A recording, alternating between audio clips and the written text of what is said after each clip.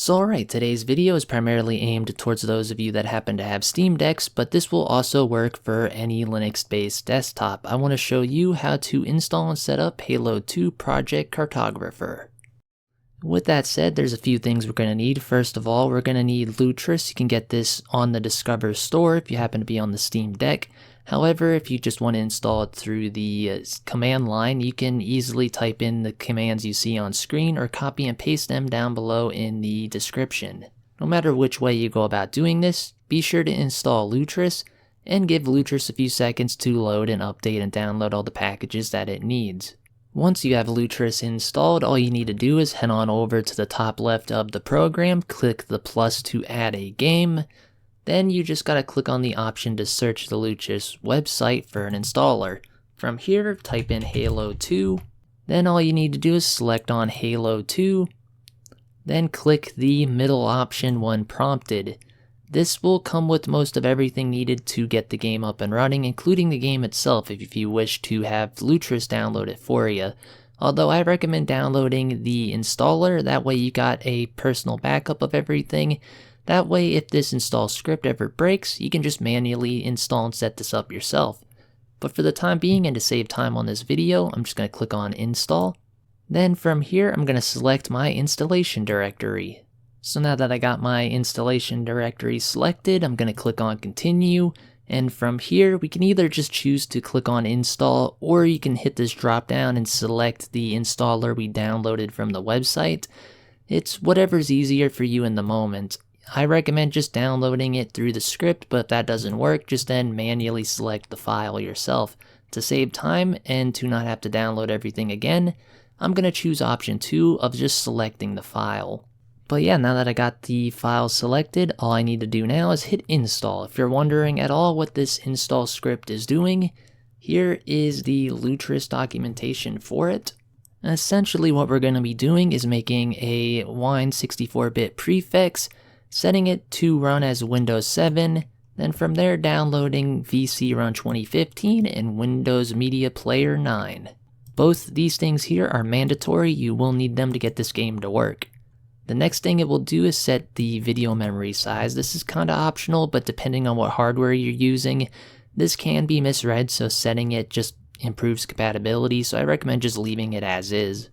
After that, it will make a simple config to skip the beginning intro cinematic to the game. This has been known to crash under certain systems. However, in my case, at least with the 2018 build, I never had an issue with the intro crashing my game, so this may be optional. I recommend experimenting with that, but I'm going to keep it as is for the sake of this video. But once this script is finished, I'm going to go into the Winetricks and show you everything it installed. I recommend you guys to also hop into the Winetricks menu yourself and make sure that Windows Media Player 9 and VC Runtime 2015 have installed. Sometimes these can fail to install and then your game just won't work, so that's why I recommend going into the Winetricks menu and just doing a quick double check. So alright, now that the installer is up and running, all we need to do from here is click on Next. Then scroll down and accept the terms of the license agreement, then click Next again. From here we want to leave the destination folder the same, then click Next. Now in this window we have some stuff we can configure. I like not making shortcuts, so I'm just going to click the box here and then hit Install. Now there is one thing to note, even the installation script here says that we want to make sure not to launch the game when this is done. When this is all done, we'll have a little checkbox we need to click. And we click that to not tell the game to run when we finish this installer, because if you just try to run the game here, the installation script won't exit cleanly, so that's why we need to do that. So be sure not to rush things at this point, that way you don't accidentally miss that little checkbox. So alright, now that the installer is done, all you need to do is click on Next, and this box here, be sure to uncheck it. Then we can just click on Finish. If everything worked successfully, the install script should close out successfully. Be sure not to click launch in the top right corner yet, even though most likely it would work. There's some caveats though, so we're just going to hit close for now. And from here, what I want you to do is scroll up, find your game if you happen to have games already in your list. In my particular case, there's the game. What I want you to do is click the arrow next to this little exclamation mark, then click on Winetricks. Now a menu should open up in a minute here. This will ask us to pick a default prefix. We don't want to really hit nothing. We just want to leave it selected and click on OK. Now from here, we want to click on Install a Windows DLL or a component and click on OK. Then last but not least, we want to scroll down and make sure Windows Media Player 9 and VC Run 2015 are installed. In my particular case, it looks like both of these packages installed correctly, so I'm just going to click on Cancel and close out of this window. We don't need to do anything anymore in this, and we're actually almost ready to go. Next, what I want you to do is click the arrow next to the play button. Be sure not to hit play yet. Click the arrow and then go up to Configure. From here, we will have access to our runner options. Be sure to click on that. Now, by default, the advanced mode is turned off. What you need to do is click on advanced and make sure your settings match mine here in a minute. The one thing that's important to change is the DXVK version. 2.62 will not work, at least for me on the Steam Deck. It gets to the menu, then crashes. What we need to do is manually specify and pick version 2.53. If you're in my boat and it's like my Steam Deck, you will only have 2.6 and 2.3, no 2.53. If that is the case, you'll need to then manually install version 2.53 of DXVK or use protonup-qt. It's an app that can do this for you, but as of right now, it didn't work for me, so we're just going to go through the manual installation anyway, even though I already have version 2.53 here. So what I'm going to do is click Save for now, close out of that, and we're going to head on over to the GitHub repository. I'll leave a link to this down below in the description. Essentially what you need to do is click on the Releases section if the link doesn't already take you there, then scroll down to version 2.53. From here, click the Assets icon, then click on the tar.gz file.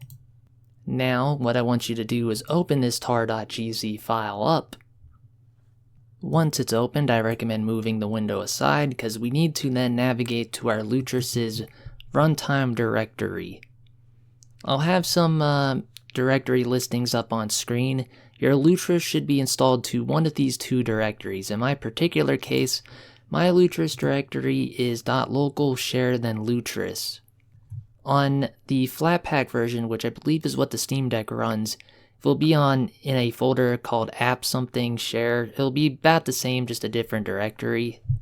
Like I said, I'll have it on screen and in the description. Just paste one of those two here into your file browser until you find which directory you have. Once you find the Lutris directory, you want to open up the folder called runtime. In here, look for a folder called DXVK. Make sure you're picking the right DXVK folder. In my case, I want to just choose this one. It's just DXVK. Open that up.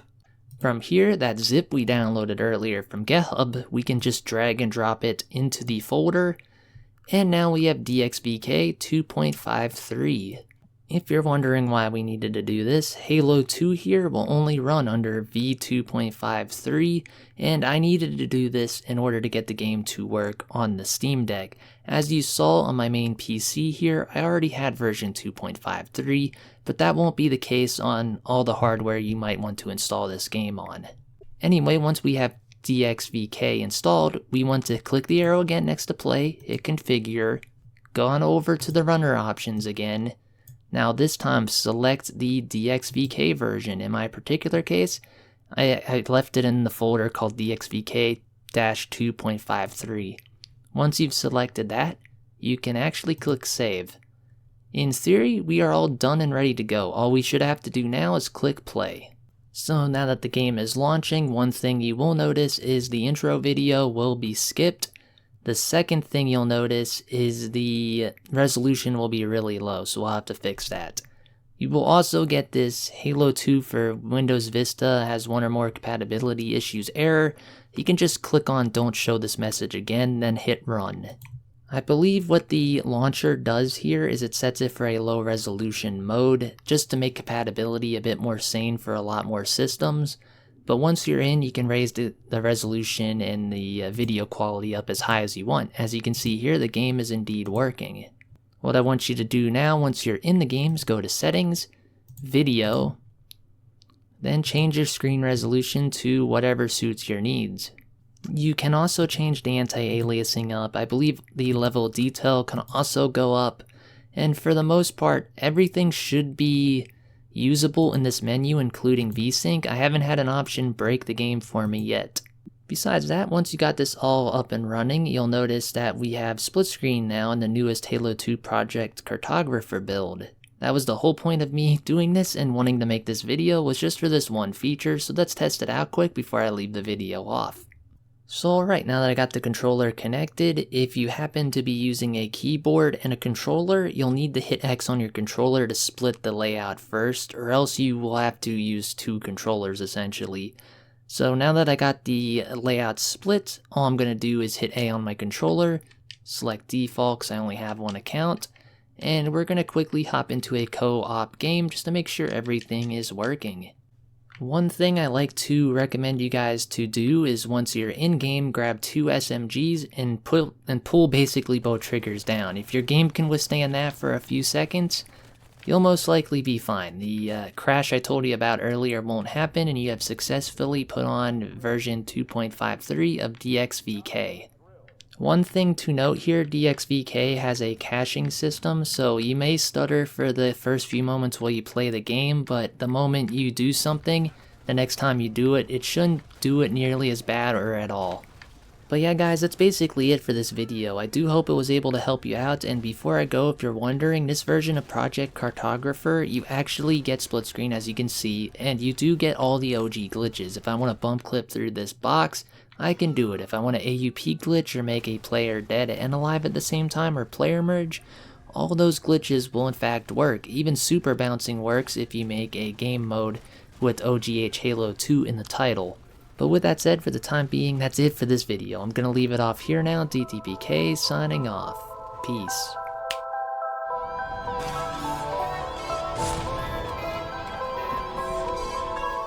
You can even make a deaf monorail, which is one of my favorite things to do, as well as trapping the guest in the park.